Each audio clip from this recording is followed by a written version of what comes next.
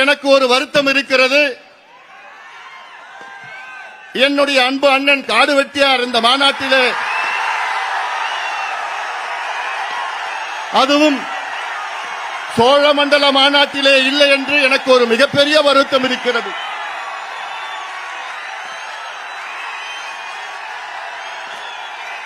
காரணம்,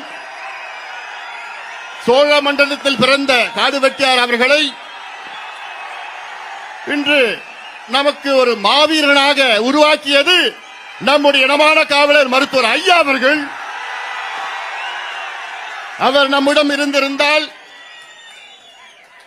இந்த சமுதாயம் இன்னும் ஒற்றுமையாக இருந்து நாம் ஐயாவுடைய இலக்கு நமக்கு சமூக நீதி வேண்டும் என்று, உண்மையான சமூக நீதி பேசுகின்றவர் நம்முடைய மருத்துவர் ஐயா அவர்கள்.